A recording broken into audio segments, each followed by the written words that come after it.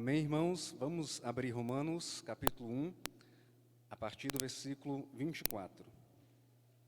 Romanos, capítulo 1, versículo 24 ao 32.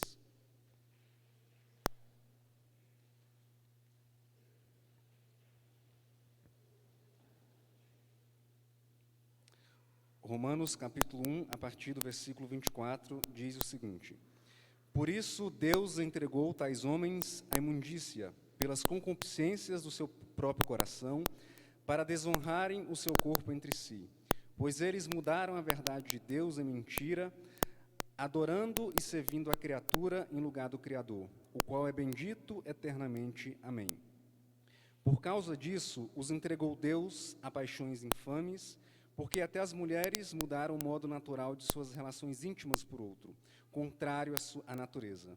Semelhantemente, os homens também, deixando o contato natural da mulher, se inflamaram mutuamente em sua sexualidade, cometendo torpeza homens com homens e recebendo em si mesmos a merecida punição do seu erro.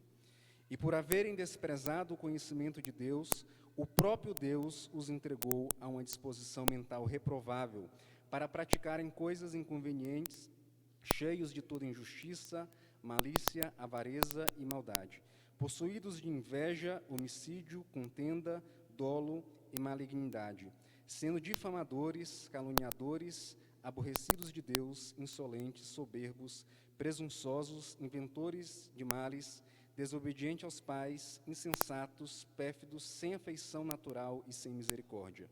Ora, conhecendo eles a sentença de Deus, de que são passíveis de morte, os que tais coisas praticam, não somente as fazem, mas também aprovam os que assim procedem.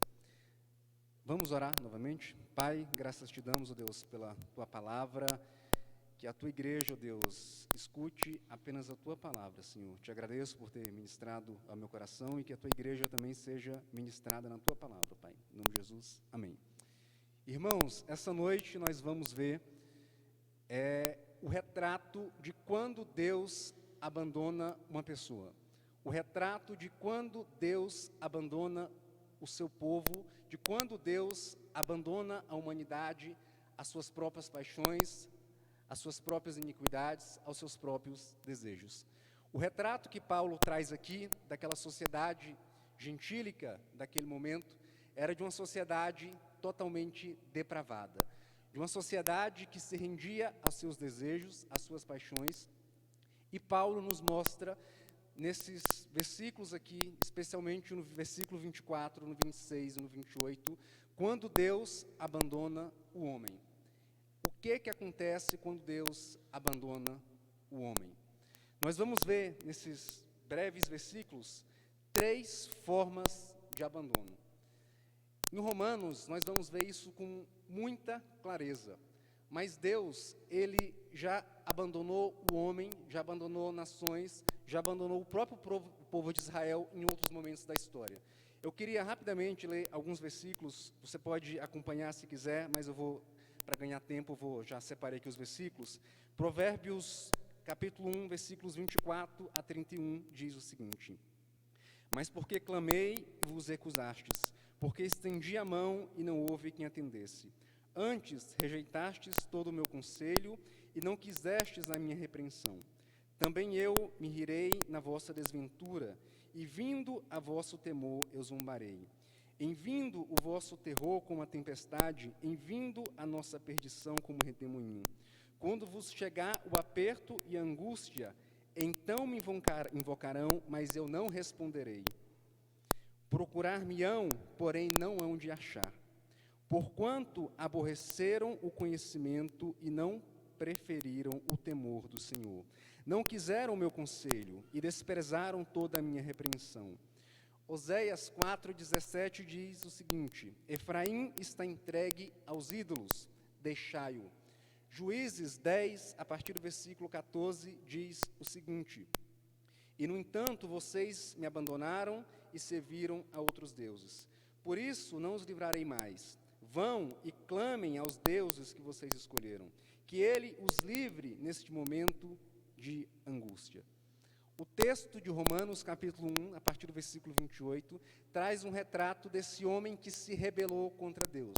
E nós vimos na semana passada, especialmente a partir do versículo 18, que a ira de Deus, o juízo de Deus está sobre esse homem, que não pode alegar desconhecimento da verdade. A própria criação já revelou o conhecimento de Deus. O homem, ele é indesculpável da própria mensagem e do conhecimento de Deus. No entanto, ele se rebela contra Deus. E o juízo de Deus, ele não é apenas um juízo que vai se manifestar na eternidade. Deus abandona o homem ao seu próprio pecado, manifestando o seu juízo de maneira temporal, de maneira a apresentar o seu juízo e a sua ira no presente século. Paulo está nos alertando a isso. Deus não é um Deus que está nos olhando e está acumulando todas as nossas maldades e tomando ciência dos nossos pecados, para que mais à frente ele venha, pegue tudo e diga, irei te julgar. Não. O estado atual da humanidade, tudo aquilo que tem acontecido, já é resultado da ira de Deus. Já é resultado do juízo de Deus sobre a humanidade. E esses 3 versículos nos mostram isso. 3 formas pelas quais Deus entregou os homens. Versículo 24. Por isso Deus entregou tais homens à imundícia. A primeira forma de Deus entregar esse homem, a primeira forma de Deus entregar o homem ao juízo é entregar ele à imoralidade sexual. Nós vemos isso no versículo 24, quando ainda na parte B diz, para desonrarem o seu corpo entre si, parte B. E tudo isso na parte A diz que isso é resultado das concupiscências do nosso coração. Então, Deus entrega o homem à imoralidade sexual, porque o próprio homem anseia por isso nas concupiscências do seu coração. O homem, então, ele passa a não ter mais controle sobre a área sexual. O homem passa a não ter mais controle sobre a área da moralidade sexual. Isso se aplica e se reflete em quais áreas? Na prostituição, no adultério, na pornografia, práticas de atos imorais que revelam o homem sem freio. A graça de Deus, o que faz com que não esgotamos toda a nossa capacidade de pecar, é a graça restritiva de Deus. Se somos filhos, se não somos mais filhos da ira, como está posto lá em Efésios capítulo 2, é pela graça do nosso Deus. Se não pecamos na intensidade que deveríamos, é porque a própria graça restritiva do nosso Senhor aplaca esse pecado, aplaca a ira e o juízo. No entanto, Paulo está nos alertando, está nos mostrando que Deus entregou. Deus estabeleceu o seu juízo, não restringindo a graça. Ou seja, esse homem, nessa área, a própria concupiscência do seu coração, ela vai se manifestar em atos. O seu corpo, ele vai desonrar o propósito pela qual Deus o criou. Perceba ainda no versículo 25, pois eles mudaram a verdade de Deus em mentira, adorando e servindo a criatura em lugar do Criador, o qual é bendito eternamente. A palavra mentira aqui, ela tem o sentido de colocar outra coisa no lugar. Vai ser totalmente diferente de mentira do versículo 26. No versículo 26, por causa disso, os entregou a paixões infames, porque até as mulheres mudaram o modo natural de suas relações íntimas, e aí contra a natureza, semelhantemente, cometendo torpeza. 26, mudaram. O mudar aqui e de mentira, no versículo anterior, tem conotações diferentes. O mudaram aqui é colocar, no versículo 26, é colocar outra coisa no lugar, como se aquela coisa ela pudesse substituir de maneira integral, de maneira coerente à coisa anterior. É o que acontece aqui com a questão do homossexualismo. É como se houvesse uma naturalização. Paulo está dizendo, não, vocês estão mudando o sentido da criação, mas isso não é normal. No versículo anterior, no versículo 24, essa mentira é a substituição pela própria glória humana. Nós vamos ver mais à frente, pelo menos 4 razões pelas quais Deus entregou o homem às suas paixões. A própria expressão Deus entregou, e a expressão no grego revela uma entrega ao cumprimento de uma sentença. É como se nós fôssemos criminosos e Deus então pega a humanidade, os filhos da ira, e entrega para que se cumpra a sentença. Que sentença é essa? Eu vou soltar o freio. A imagem é a ladeira, o homem acelerando e Deus com o pé no freio, fazendo com que nós não venhamos a pecar. Quando Deus entrega ao homem as suas paixões infames, as concupiscências do seu coração e a disposição mental reprovável, Deus está dizendo que se cumpra então a sua vontade. Não é isso que você quer? Então seja feita a sua vontade. E isso traz consequências para o homem. Isso traz consequências para a sua vida. No versículo 26, nós vemos então a segunda entrega. A primeira entrega é que Deus entregou os homens às concupiscências do seu coração. A segunda entrega é que Deus entregou os homens a paixões infames. Deus entregou o homem a paixões infames. Que paixões infames são essas? É o desvio do propósito da criação. E aí Paulo vai falar, porque até as mulheres mudaram o modo natural de suas relações íntimas. Paulo está tratando de lesbianismo. E o que é mais grave na época é a expressão até. Essa expressão até revela a extensão da depravação. Porque naquele contexto da época, as mulheres eram vistas como guardiãs da moralidade, guardiãs dos valores, e o desvio já tinha chegado até mesmo às mulheres. Paulo está tratando de algo que era presente naquele contexto. Por exemplo, naquele contexto do Império Romano, a história relata dos 15 imperadores, pelo menos 14 praticavam práticas homossexuais. A prostituição era vista como algo natural no Império Romano. Na Grécia, todo o culto ao corpo, tudo isso era presente naquele contexto da época. Paulo está dizendo que a depravação chegou ao ponto que afetou até mesmo as mulheres, desviando o modo natural das suas relações íntimas, contrário à sua natureza. Versículo 27 diz: semelhantemente, os homens também, deixando o contato natural da mulher, se inflamaram mutuamente em sua sensualidade. Paulo está falando do homossexualismo. Que a nossa sociedade, a nossa cultura tem tentado naturalizar, tem tentado aprovar e impor a sua agenda de maneira muito natural. Mas nós precisamos nos lembrar que a palavra, a nossa revelada, ela condena essas práticas. Paulo está deixando de maneira muito clara que quando Deus permite isso, é o próprio juízo de Deus se estabelecendo na vida dessas pessoas. É o próprio juízo de Deus se estabelecendo na vida dessas pessoas. E devemos nos lembrar delas. Quem não conhece alguém que foi entregue, está totalmente entregue aos seus pecados? Guarde essa informação, precisamos dela mais à frente. Eu preciso que você lembre de pessoas que você vê que têm se deliciado e têm se saciado nos seus pecados, nos seus prazeres, numa falsa ideia de liberdade. Porque o que Paulo está nos alertando é que sobre essa falsa ideia de liberdade, o homem tem se tornado escravo. Escravo das suas paixões. Escravos das suas paixões infames. O versículo 28 agora vai nos trazer mais uma entrega.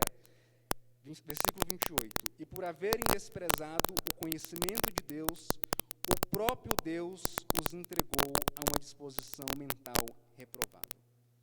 Deus cauterizou.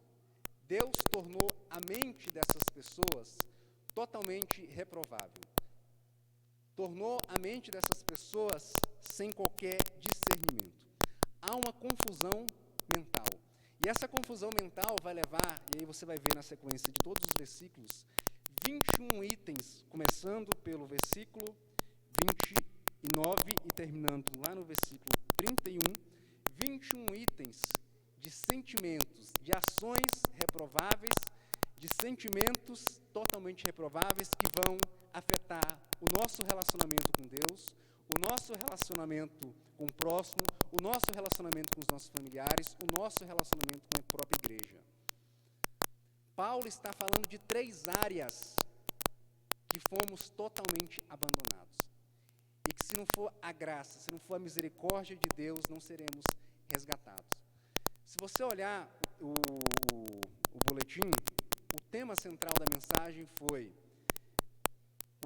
as consequências não naturais do pecado. A consequência natural do pecado é a morte, é o julgamento. Só que Paulo está nos trazendo consequências que são naturais do pecado, mas porque Deus está executando o seu juízo já no presente século. O cristão, quando a gente pensa nessa disposição mental reprovável, o cristão é totalmente diferente. O cristão ele tem que ser marcado pela sua sensatez, pela sabedoria, pela conduta reta, pela conduta proba. E nós vemos nesses 21 itens que são ações, que são sentimentos totalmente distantes daquilo que Deus nos quer. Vejamos, por exemplo, vamos fazer a leitura a partir do versículo 29. Cheios de toda injustiça, malícia, avareza, maldade, possuídos de inveja, homicídio, contenda, dolo, caluniadores, aborrecidos de Deus, insolentes, soberbos, presunçosos, e aí a lista segue. Essa série de itens nos mostra que precisamos agradecer a Deus pela sua verdade.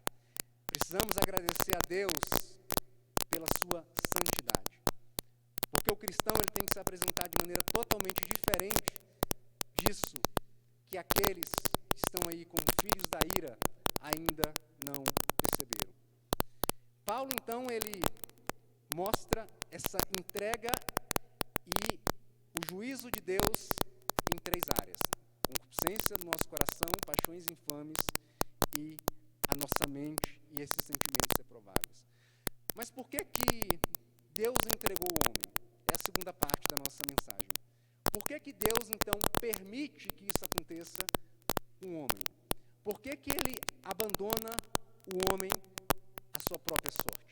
Por que Deus permite que essas coisas aconteçam e trazem consequências não só na vida desses que praticam tais coisas, mas também nas nossas vidas, na vida dos cristãos, na vida da família? Porque certamente temos amigos, familiares que carecem de um encontro genuíno com o nosso Senhor, que precisam ser resgatados. Por que Deus, então, permite que esse tipo de coisa aconteça? Foi o tema da mensagem da semana passada. A partir do versículo 18, vamos rapidamente fazer uma retrospectiva da semana passada. Por que Deus, então, permite que isso aconteça? Versículo 18. A ira de Deus se revela do céu contra toda impiedade e perversão dos homens, que detêm a verdade pela injustiça. A primeira causa desse juízo e desse abandono de Deus é porque esses homens, suprimem a verdade de Deus. Detém é suprimir. Embora conheçam a verdade de Deus, eles preferem ignorá-la. Eles preferem negá-la. Nos versículos 19 e 21 desse mesmo texto, nós vamos ver Paulo falando da própria revelação geral de Deus por meio da sua criação, ou seja, não há como negar a existência de Deus por meio da sua própria criação. O céu, o mundo revela a própria glória e a própria criação. Isso é revelado a todos. No entanto, alguns preferem suprimir, preferem deter a verdade pela injustiça. O versículo 21, ainda desse texto, vai nos trazer uma segunda causa desse abandono. É o desprezo pelo próprio Deus. Porquanto, tendo conhecido glorificaram como Deus, nem lhe deram graças. Antes se tornaram nulos em seus próprios raciocínios, obscurecendo-lhes o coração insensato.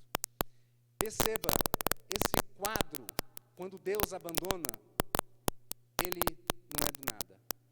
Esse homem que nega a própria criação, que nega o próprio Deus, e assim tem caminhado a humanidade no presente século, negando cada vez mais a existência de Deus, e aí ser evoluído é negar a existência do próprio Deus.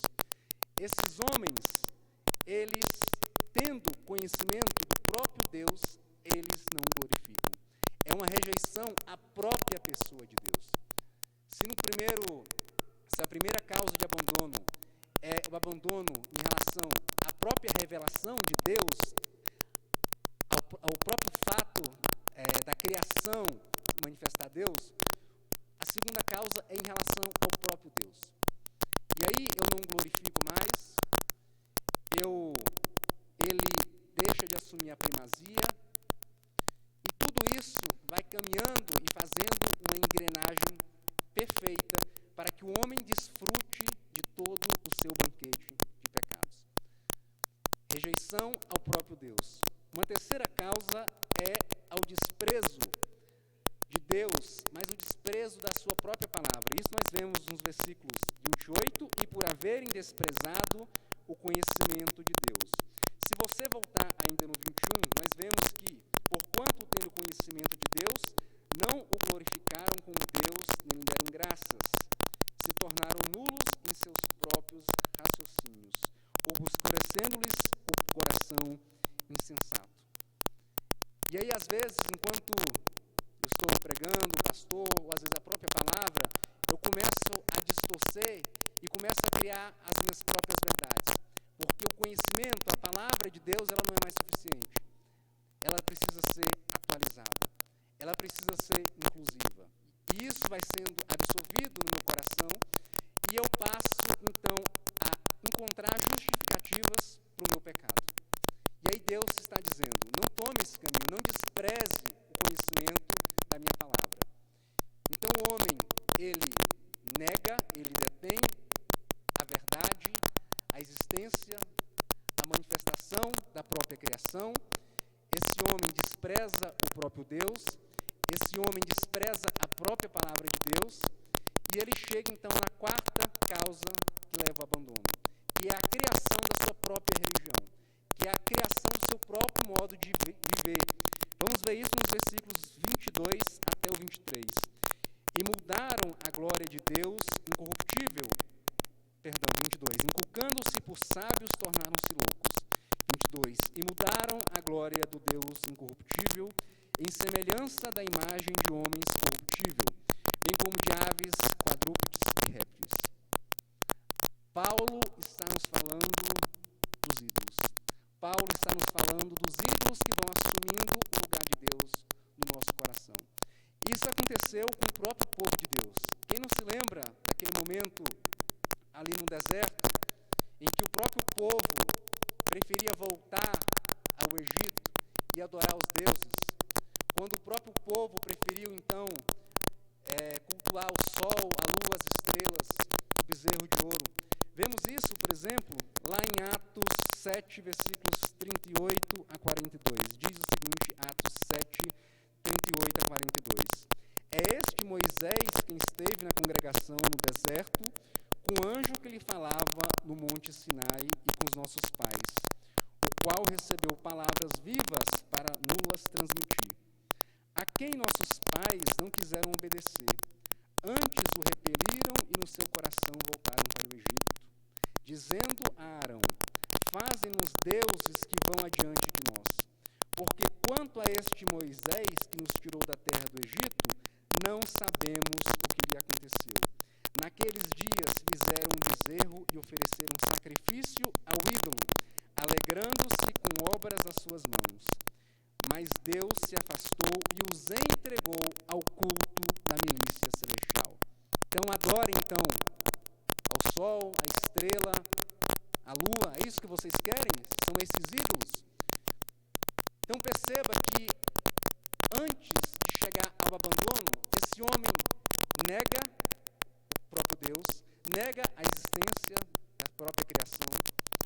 Esse homem despreza a sua palavra, e esse homem, então, ele, por meio da sua sabedoria, ele toma caminhos que não são os caminhos eternos, que não são os caminhos que Deus estabeleceu. Ele passa a criar a sua própria religião. Ele passa a fabricar os seus próprios ídolos. E eu me lembro de agora, por exemplo, da quantidade de seitas que a gente tem até estudado na IBD, que tem se apresentado no nosso meio, distorcendo completamente a palavra e apresentando uma mensagem que não é a mensagem do Evangelho. Então, o contexto, ele foi todo pensado. Deus, ele é misericordioso. É muito triste, meus irmãos, ver alguém abandonado. É muito triste ver alguém entregue às suas próprias paixões, aos seus próprios pecados. É muito triste ver alguém que desfruta do juízo de Deus no presente século e que também irá desfrutar do julgamento. Abra Apocalipse 22, versículo 11. Apocalipse 22, 11.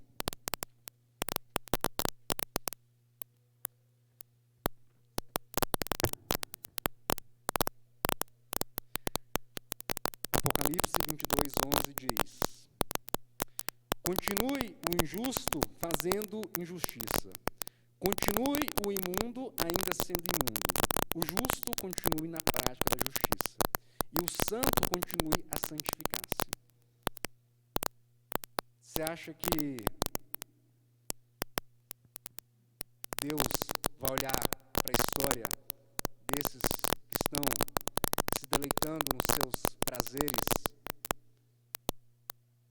com misericórdia no dia do grande juízo? Se a própria justiça de Deus já se revela e se manifesta no presente momento quando Deus os abandona? É muito triste, meus irmãos, olhar para um quadro como esse. E se eu encerrasse, por exemplo, a pregação nesse momento, ficaríamos sem uma mensagem de esperança.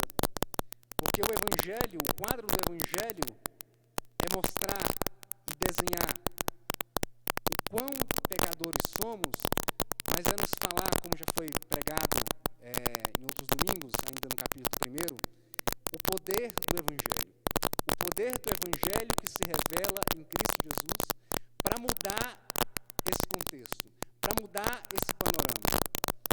Deus, mesmo olhando para esse quadro, e aí nós até lemos no Salmo 81, Deus está dizendo: se você se arrependesse, se você se quebrantasse, se você confessasse os seus pecados, você que está morto nos seus delitos e pecados, como diz lá em Efésios 2, a minha graça, ela é suficiente para te resgatar e para tirar desse contexto. Há esperança. Há condições desse homem deixar de ser abandonado, deixar de ser um filho da ira, um filho da desobediência e passar a ser o filho de Deus. Há esperança. O Evangelho mostra, o Evangelho, ele é capaz de reverter esse quadro. Eu queria novamente que voltássemos para o Salmo 81. Vamos ler alguns versículos do Salmo 81.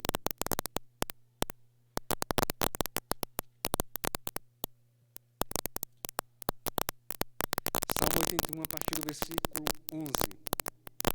Há solução para esse homem, para essa pessoa, para uma nação que tem abandonado a Deus? Há solução. A partir do versículo 11. Mas o meu povo não me quis escutar a voz, e Israel não me atendeu. Assim, deixei-o andar na teimosia do seu coração.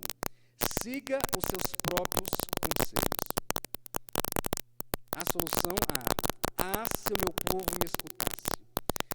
Se Israel andasse nos meus caminhos, eu de pronto, de imediato, imediatamente lhe abateria o inimigo e deitaria mão contra os seus adversários.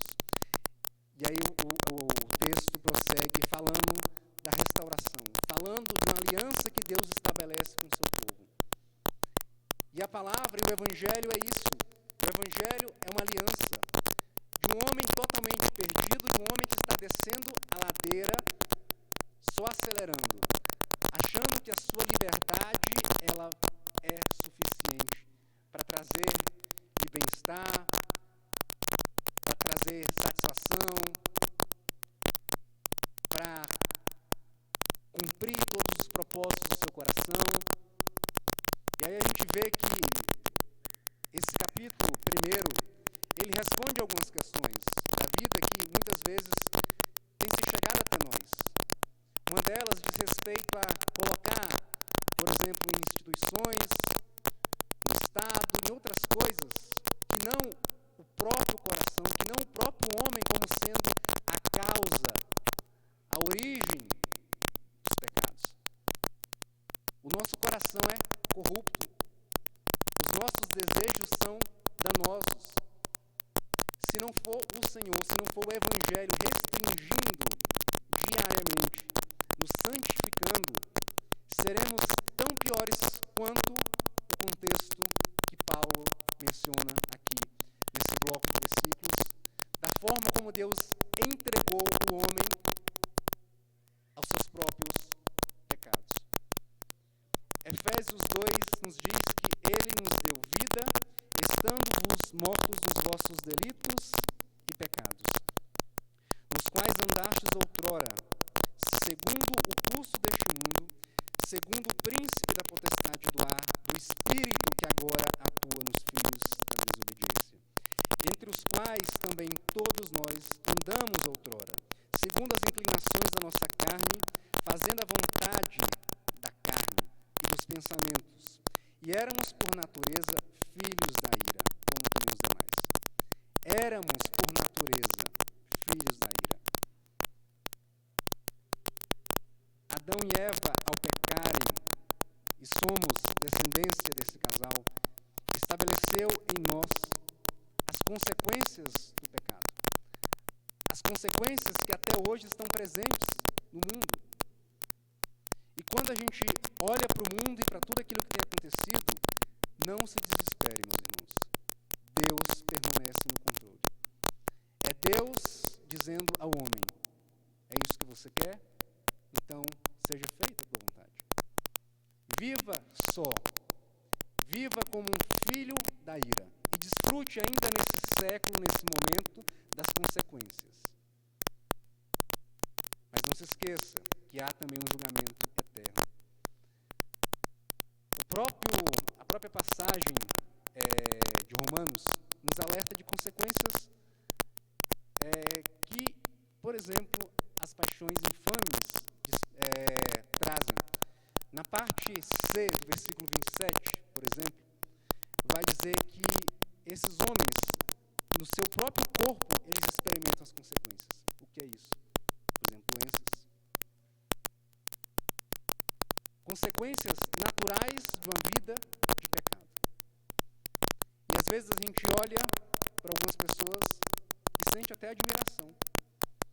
E aí, se você não tem tido essa luta constante contra o pecado, é preciso que você avalie se de fato se a graça, se o Evangelho já se fez presente na sua vida.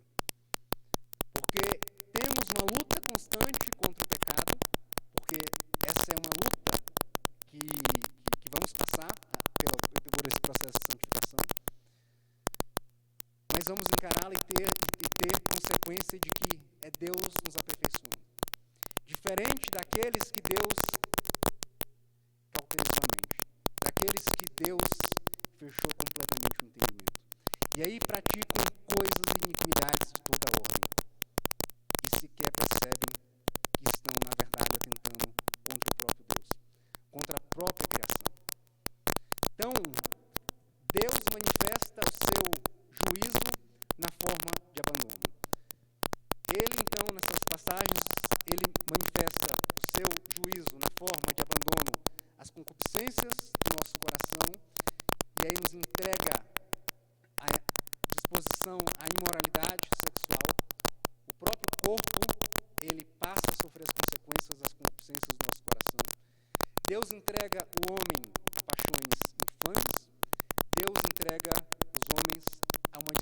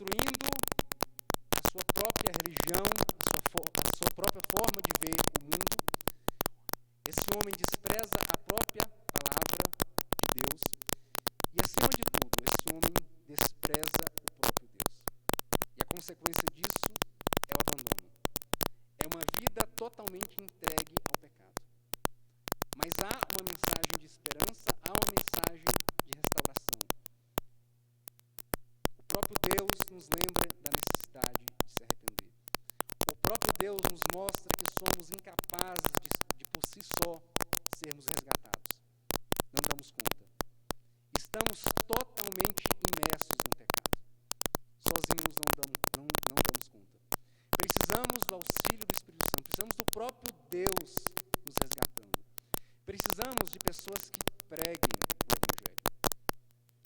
Como essas pessoas que estão abandonadas, entregues aos seus próprios pecados, vão ouvir uma mensagem de arrependimento se essa mensagem não chega?